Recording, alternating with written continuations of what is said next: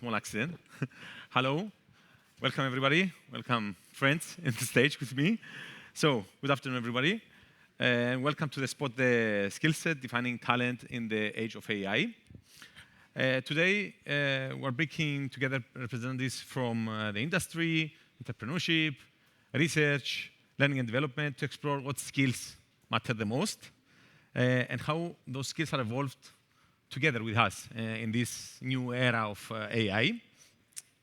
I'm joined in an exceptional panel. I think we've just met all of us last week, so more or less we've done this panel before for ourselves, and now we want to share it with you as well.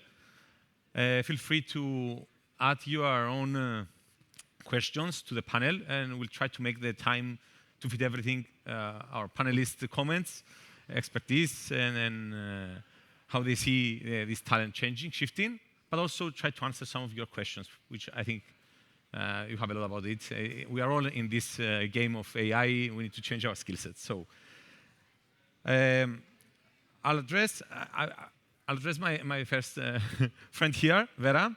So what I would like to do, you guys, all of us, to do is to do a quick introduction of ourselves, what we do, because I think thanks to the organizers, they did a small introduction, but I think it's really important to emphasize our background, because each one of us have a different background, and give us an input of how you see the theme of this panel. So, Vera, you are the first one. Yeah, thank you so much. Do you hear me well? Is it working? Yeah, yep. All good. So I'm Vera Solomatina. I'm Senior Vice President for People and Culture for inDrive company. inDrive is a technology company operating worldwide. We are 48 markets, predominantly in the emerging economies. And we're 3,000 population across the globe.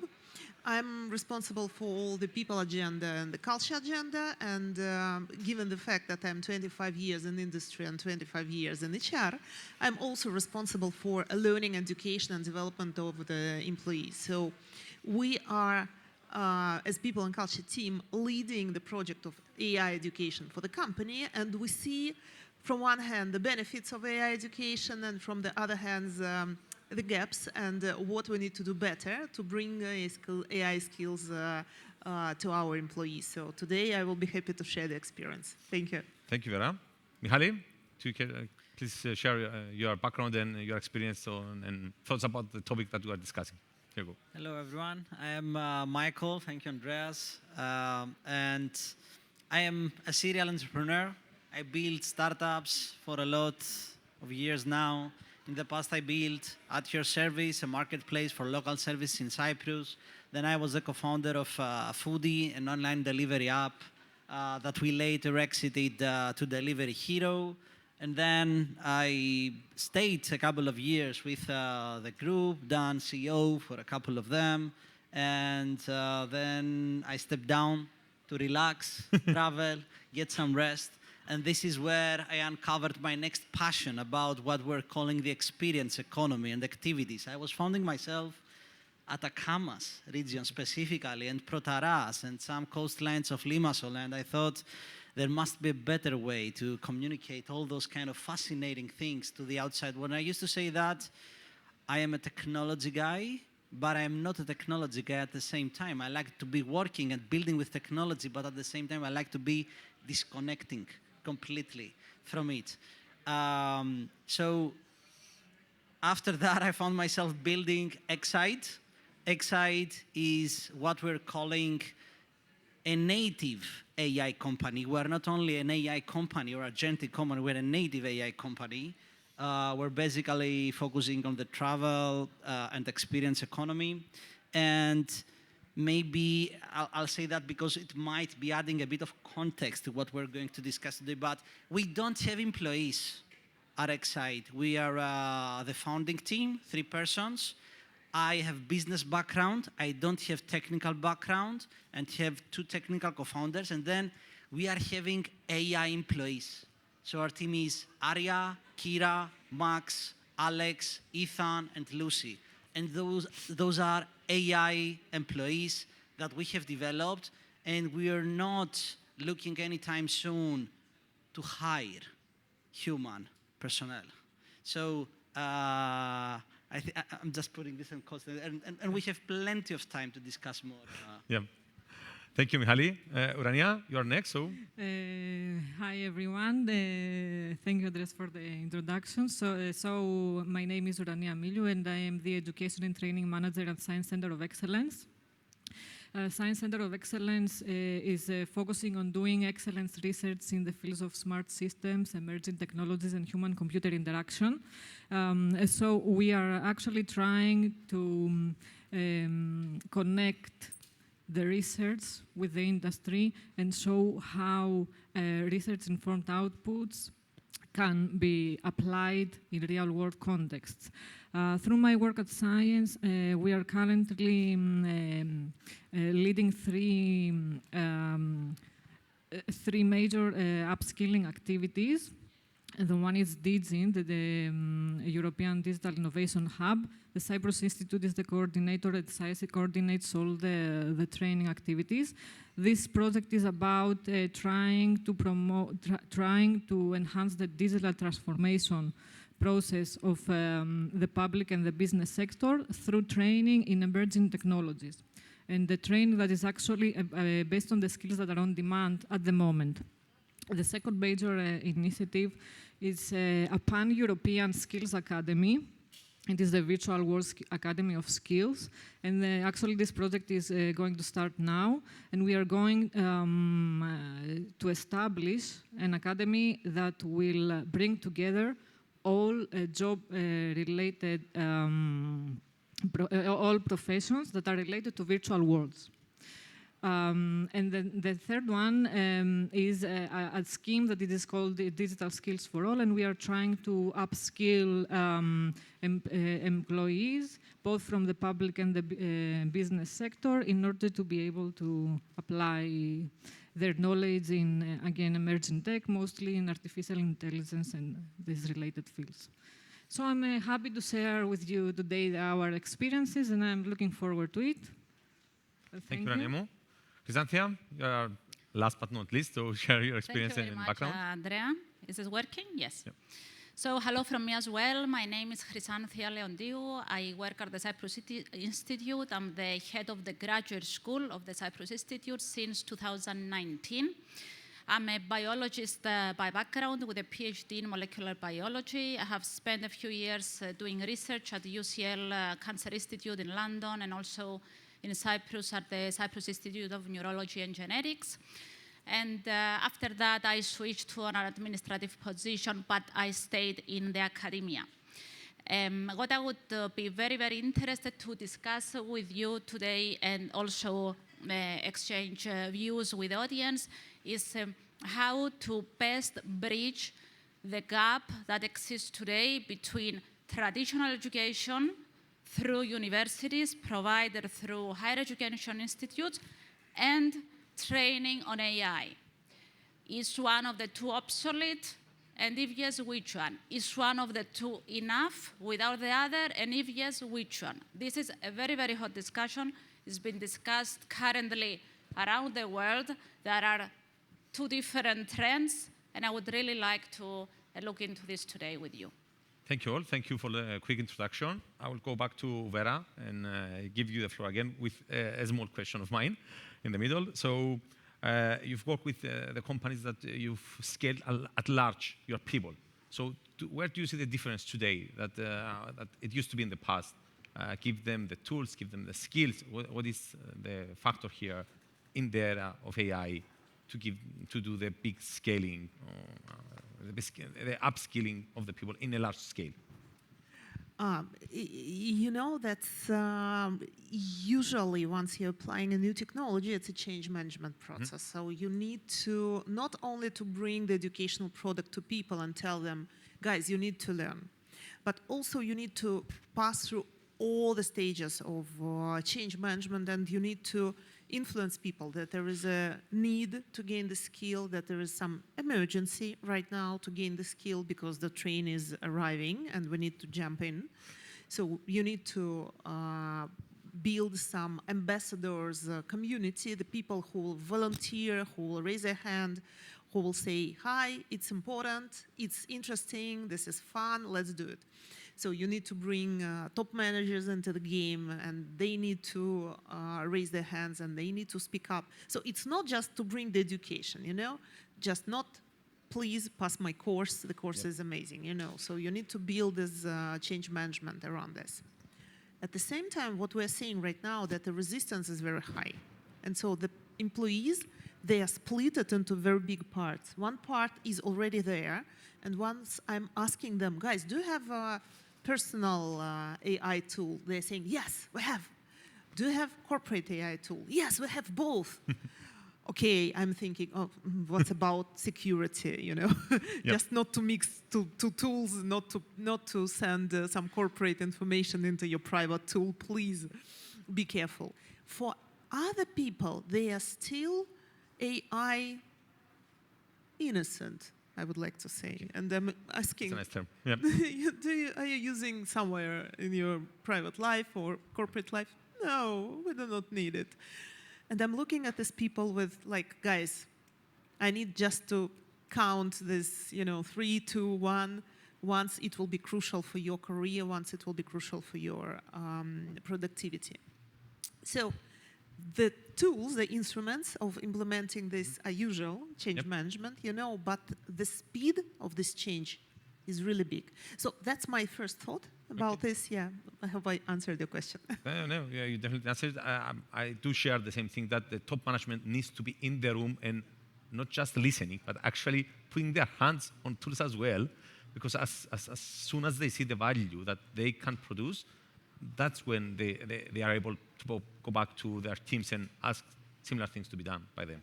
Okay. And you know, about top management, just very, very interesting finding in my personal experience. So the majority of the top managers are using AI tools. We have corporate Claude. We're using it very, very actively. And you know, I see that some top managers, they are still a little bit shy to use these instruments. And they are like producing something, sending to the community, but saying, this is Claude AI produced document. So they are not still thinking that it's their product. Okay. They still think that it's somebody else was doing, you know. So from my point of view, for top management, it's very important to understand that this is a normal tool that we're using on a daily basis. That's okay. And to send this to community. So that's my very interesting finding right now. Yeah. Thank you very much. Very interesting. So, Mihaly, thank you for introducing and then talking about the new company Exyde to all of us. What is the big difference that you see from having worked with building companies with actual employees and now building companies with no physical employees, but agents, and how you see this whole thing fitting in going to the future, expanding the company, and how is your view in that sense? That's a good question, and I'm not sure I have a good answer, but I mean, when I stepped down from my previous company, that was Foodie, I mean, I remember it was like 1 or 1.5 years that we were using ChatGPT back then. My dream was to have a team of 3 people instead of 10 and have a squad of AI employees. And I started working on that concept immediately. That was not possible back then. So right now, Andreas, you're asking me, what is the difference? The difference, I haven't too much time to throw. I mean, for a startup company that is young, I mean, we don't have so scaled resources. Yep. We need to be efficient. So an AI squad, if I can call it like that, was a necessity. Was a necessity to do things faster, at scale, and at a quality that would match good human personnel. So how do I see the future on that aspect? I cannot know. If I tell you something about AI today, if I make an assumption, most probably I'm going to be wrong in 3 months from now. Yeah. This is how it goes. AI today is overwhelming. There is so much information. We are hearing all over the place, AI this and AI that. And I think that I totally agree with Vera. The first step is that we are seeing people in the workforce that are AI innocent. Yeah. Then we see some people that I would call them AI averse. Those are people that are afraid of using AI in a similar way that 20 years ago they were afraid of using emails or SaaS platforms and so on. Or at the very best case, those AI averse, they're using ChatGPT, for example, to refine an email. I don't consider this as AI usage, to be honest. And then we're having another big chunk of those people on the workforce that they might use a corporate setup properly, let's assume that. A cloud setup or OpenAI setup, whatever, to access their files, create files automatically, do things in a more intuitive way, okay? And probably this is a big majority in the workforce.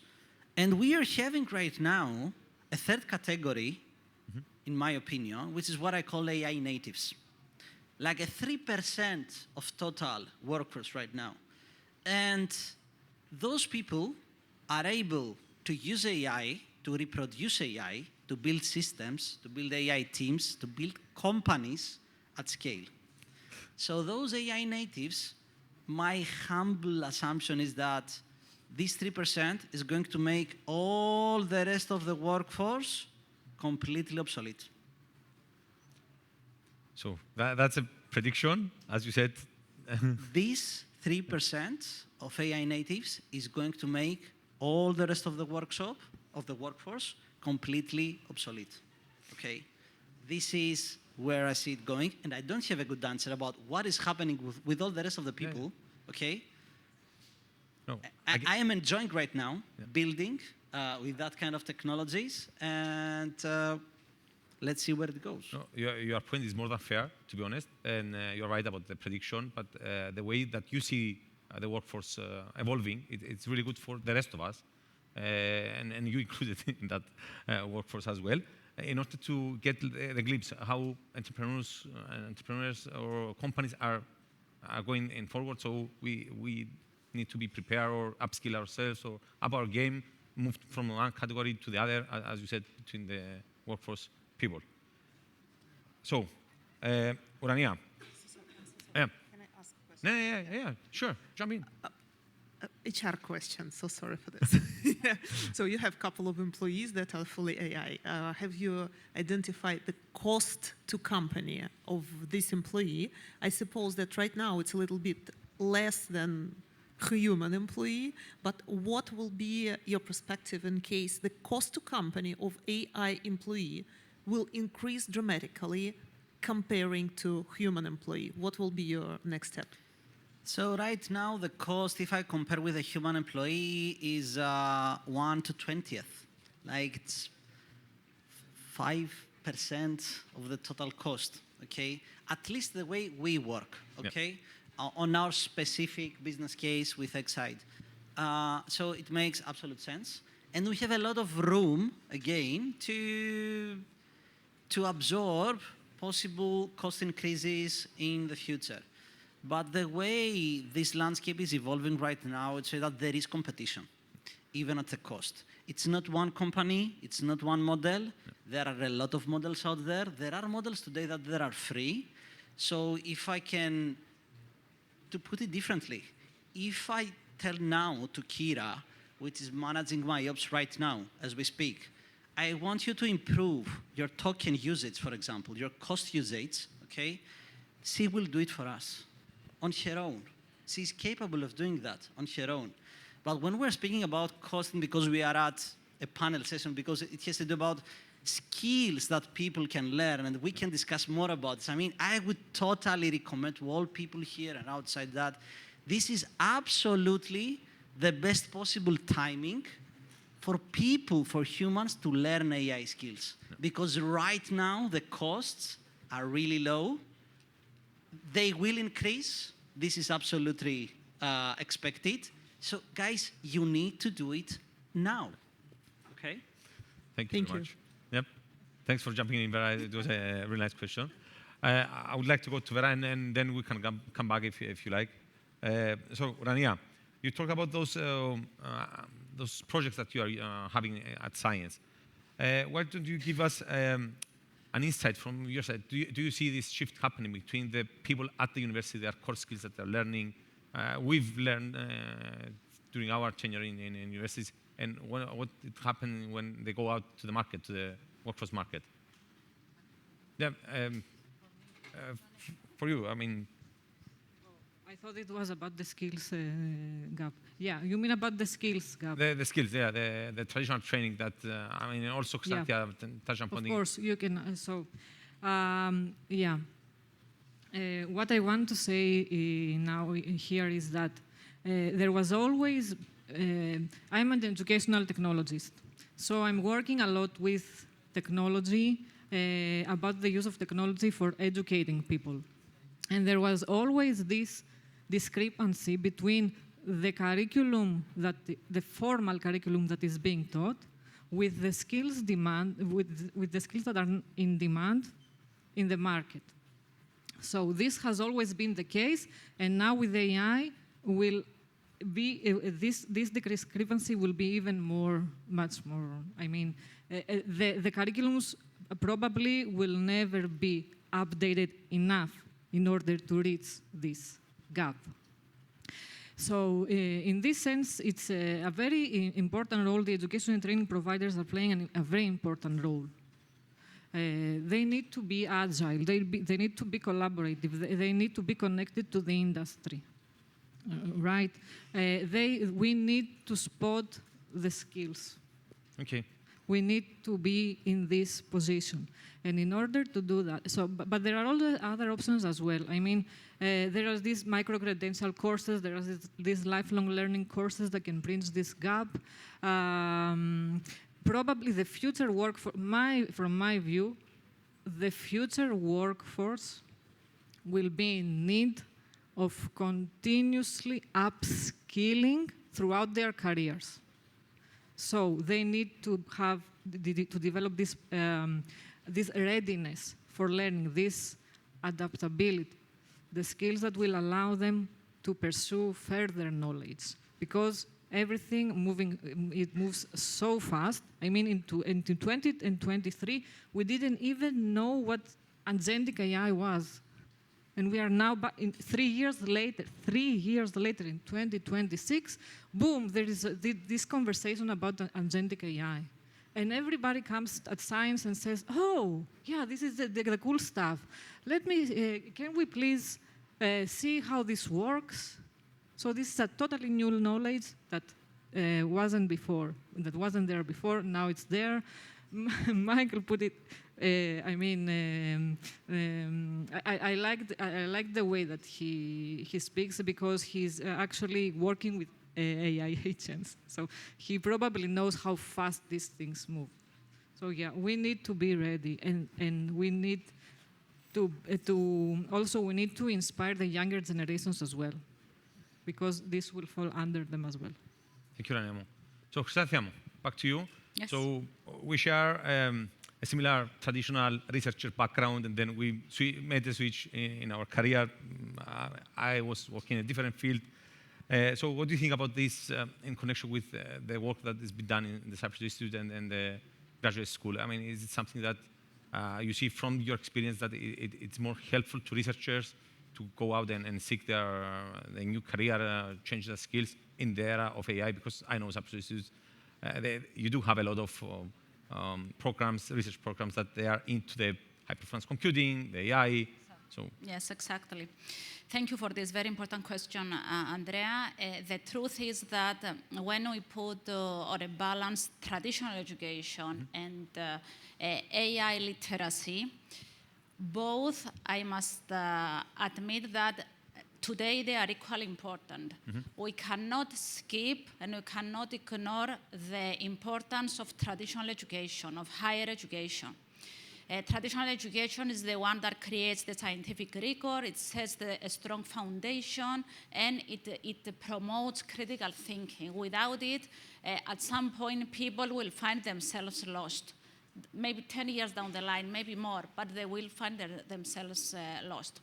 Having said that, today is not a luxury anymore to be literate in AI. It's a must. those that do not know how to use and do not understand AI and do not know the ethics of AI will also have a very big problem in responding to today's needs of the market. So universities come in this equation and have the responsibility to prepare students not just to be experts in their domains, but also to be literate in AI and leverage on AI in order to be able to be competitive once they enter the job market and also maximize their impact in society. Towards that direction, the most important adaptation that universities must focus on today is to treat AI as a horizontal skill. AI is not confined to computer sciences anymore. It's reshaping all sectors and all fields. Therefore, all programs, irrespective of the domain, have to integrate AI tools in teaching and in research. Interdisciplinary programs and modules need to be introduced in the curricula of the universities, and students need to be exposed to real data sets in order to be able to learn how to critically assess the generated outcomes. Apart from this important adaptation, another important adaptation of the universities, in my opinion, is strengthening their links with the industry. Right. Yeah. This is now more required than ever. We know that talent cannot be produced and created within the boundaries of an institution. Mm-hmm. It has to be created at the intersection between where knowledge is created, which is a hub, the university, and where real applications take place, so the industry. Only through strengthening their links with industry, universities can stay relevant in the age of AI. For example, joint projects, co-supervision, joint PhD degrees, joint master's degrees. There are many, many different opportunities, internships. Universities must expose their students to real work environments and make them familiar to practical contexts. Yep. So this is from me. Thank you, Chrysanthia. So going back to Vera. So based on your longer experience than the rest of us in the industry and in the environment of a human resource department or in that kind of interacting with people in that aspect, not the technology, not the entrepreneurship, not the researchers or the support to the researchers. What are the other non-hard skills, the soft skills as we call them, that you see it's important nowadays for people to either, I wouldn't like to say create now their skill set, but to enhance, because we already have those skills. How do you enhance them to come in and complete the whole picture of people working in this new era of AI? Yeah, that's a great question, because once we are talking about soft skills and competencies, I would say that I would start with a very important thing of the human personality. The person needs to stay curious. The person needs to test all the time what's new, what's interesting, what's new model, what's something new tool has appeared, etc. So like you told a couple of minutes ago. So a couple of years ago, people were lost in using Excel, for example, or some another corporate tools. So right now we have people who are testing everything. New models, new ChatGPTs, I do not know, whatever. So this very interesting skill, curiosity, allows person to be on top of the technological race, but at the same time to be the most interesting person in the room. Let's name it like this, you know. Okay. So for me, this curiosity is a very important skill. We in inDrive bring curiosity as one of the values, because we think that every single person needs to be curious, need to know more, need to develop himself or herself. That's an important thing. The second thing I've heard on this discussion, it was critical thinking. And I 100% agree that traditional education is bringing to us two very important things: critical thinking and ability to learn. Just to sit down, to take some time, not to go into TikTok or something, but just to take the time for learning. This is very important. And you know, from year to year, I see that this capability just systematically gains some new knowledge that's very important. So I would stop here because I can speak about this for years, you know, but I would keep it very simple. Curiosity, critical thinking, and ability to learn. These are three main things that will keep you on the top of everything during this new technological era. Thank you, Vera. And I think we can all agree. And guys, when you are responding back, if you have another soft skill that you want to add to that list, feel free. My next question goes back to Michalis. So, Michalis, you said about you said something about having more and more going into the future, agents working, so not physical personnel working for you. Do you see yourself getting more time for yourself? So not having to attend so many management meetings, to manage your people. So do you get some more free time for yourself now that the company is run mostly by not employees, but those? Yes and no. Okay. Probably no, because you need a lot of time to develop all those systems. Okay. And to maintain all those systems. Let's not be misunderstood that it needs a lot of work to set up all those things and keep them running and correcting them. But the difference is at the output. Okay. With the same amount of time that you put into such kind of projects and tasks, you get a tremendous multiplier in terms of output by those kind of systems. But I would say that before going to more free time, because probably I would like to highlight there is so much information about AI today, there is so much fear, and where I want to be practical is I see a pattern about that kind of curiosity that Vera is mentioning. I see some people that are so overwhelmed that at the end of the day they use nothing. And they are completely frozen with all this kind of AI stuff. My personal advice is that focus on one problem and pick one tool. There is no need to try today all the different models, all the different programs that you can build with. Just pick one. Pick a problem and try to solve it with this kind of tool. Okay. In the long run, it doesn't really matter what kind of tool have you used, okay? It is going to happen. So pick one tool and be obsessive with it. Be extremely aggressive. Be deliberate with it. Build, first of all, your AI skills so that you become somehow this 3% of the people that can build systems and companies and outputs in scale. People that are going to get us to Moon and Mars. Let's think like that from this time onwards, okay? And at the same time, start developing, I would say, your anti-AI skills, okay? Because at some point, we are going to reach a timing that we don't know how to write.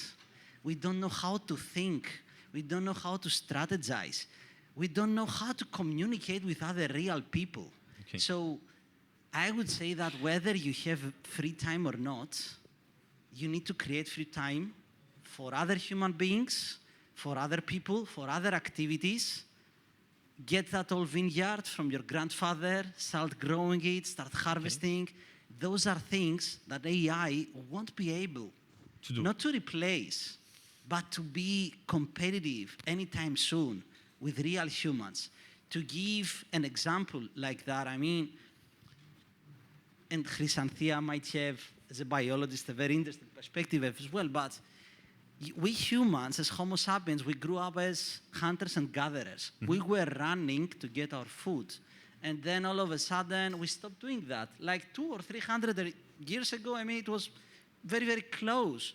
And then we needed to go to the gyms. We needed to hire personal trainers to keep our body fit because that was not a necessity anymore.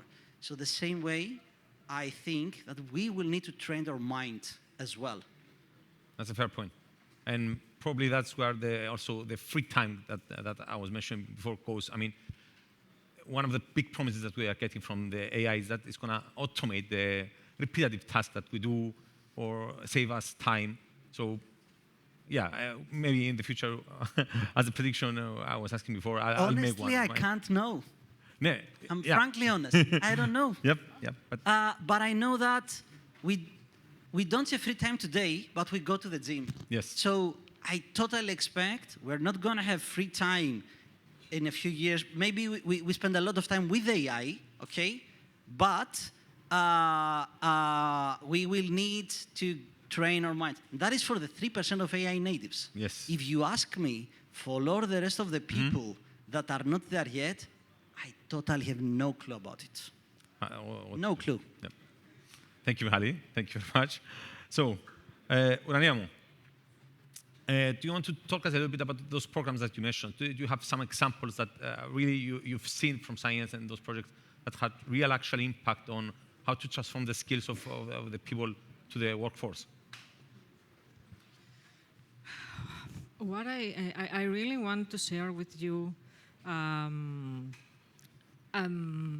a conclusion from all these experiences. I mean, we have trained through DZIN, through the Digital Transformation Project, we have trained more than 105,000 individuals. So most of them, the technical skills, so when we hear about these two words, AI, artificial intelligence, so the first things that come to our mind is systems, devices, robots, probably drones, this all smart stuff that they have this technical component. And indeed, the technical skills are very important. But most people are not, what needs to be realized is that behind a successful output, there is something else. So there is this phrase, okay, which is now very trending in the AI era. So it's garbage in, garbage out. Okay, so if you put garbage to a system, it will probably, the output that you will get, it will be garbage. But let me reverse it a little bit. Let's say that that you have produced a very high quality output. What was the reason of this high quality output? It was probably a high quality prompt, a high quality design. And what was the reason behind this high quality design and high quality prompt? A high quality thinking process. So it all comes back to the way that we interact, to the way that we are talking to these machines, to the way that we speak, to the way that we are trying to place our thoughts in them.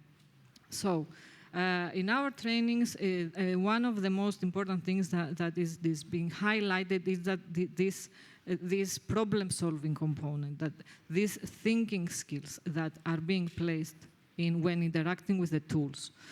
So higher order thinking skills, like problem-solving, creativity, being judgmental,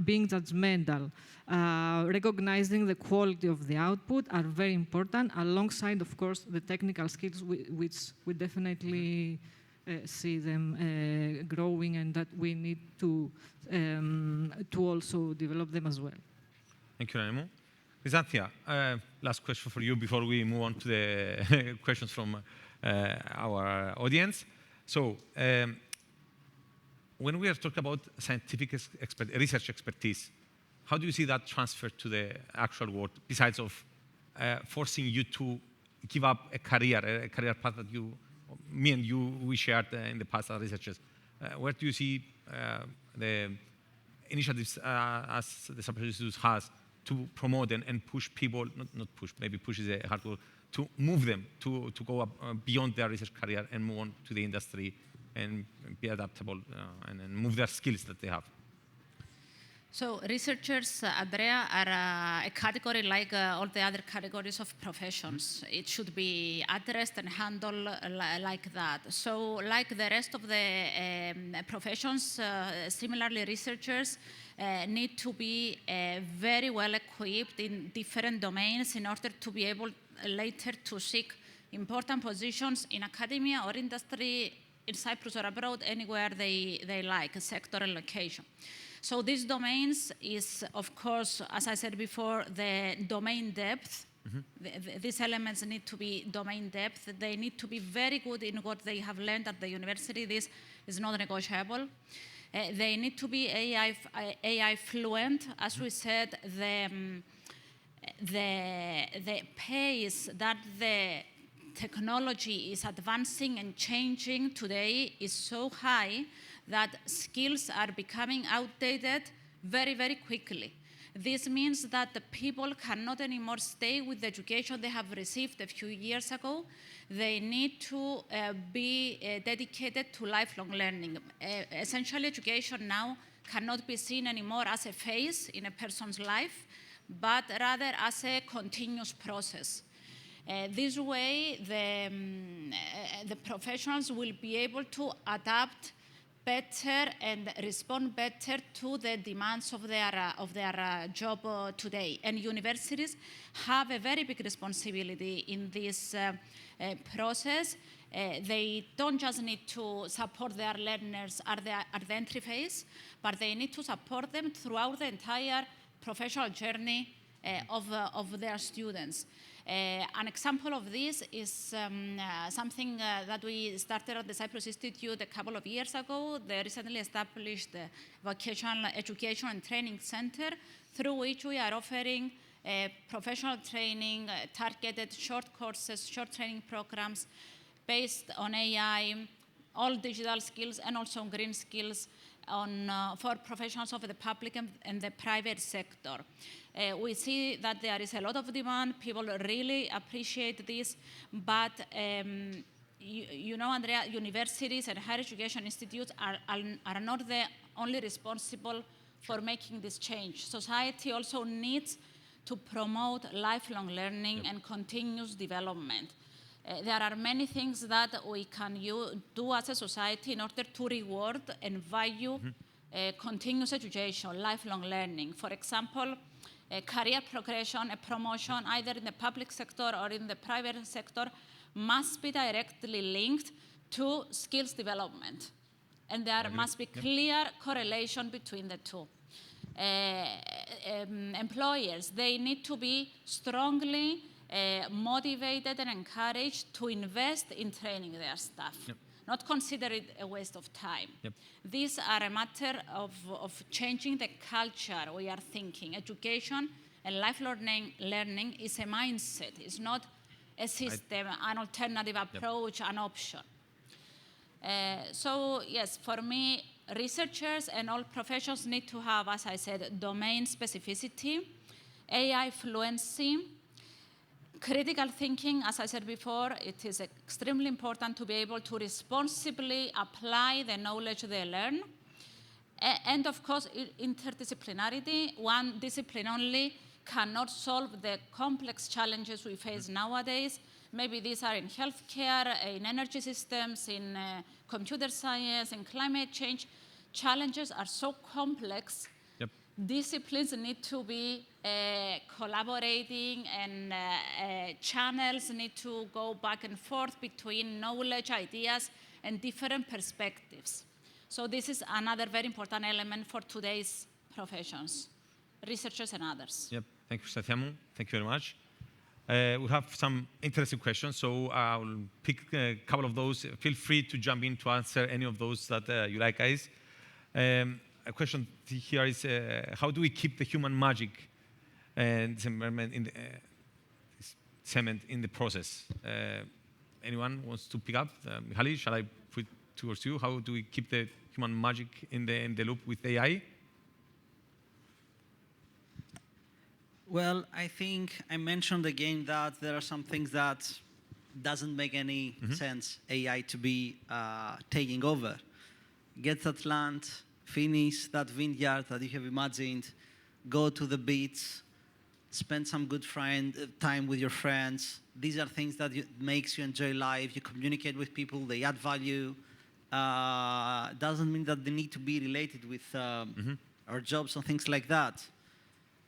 Keep thinking, keep writing, please. Thank you, Mihaly.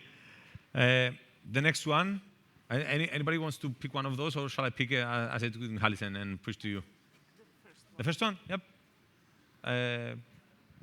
What role should corporations play in support their existing workforce to remain competitive in the age of AI? Yeah, I can say from the HR perspective, from the company perspective. So first of all, my aim as human resources is to bring psychological safety to my employees. Okay.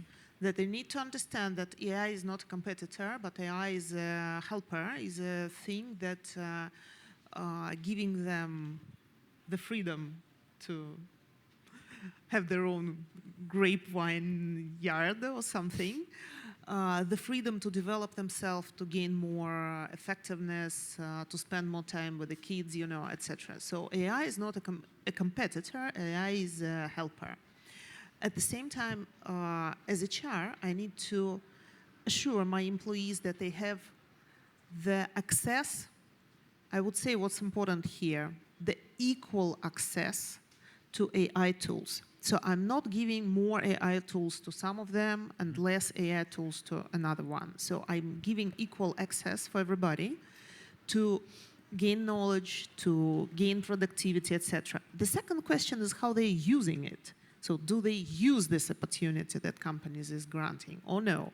That's the second question. But I need to create a space, I need to create the safety, I need to create the environment, the equality, and all these type of things. So that's my task as human resources, to build this very strong and credible basement of bringing AI into the company. And it seemed to me the good answer for this question. Definitely, of course. I would like to add something here. Maybe one of the most important things to do also, the companies and the employers, is to train their staff. Train their staff on using correctly AI, understand the limitations and the potential of AI. We always hear, and it was also mentioned before, that the AI will replace humans. In my opinion, AI will not replace humans, but humans that know how to properly use AI will replace those who don't. So it is very, very important that all people, no matter how old they are, and no matter where they work, in which sector, are educated on AI. Yeah, thanks, Shafi. I also want to add that it is really important to raise awareness about what is happening right now. What is AI, and what does even AI have to do with my work? Okay, so how do I know how to use it correctly? How do I know if AI can support me? So we need to raise awareness. We need to help people see the value.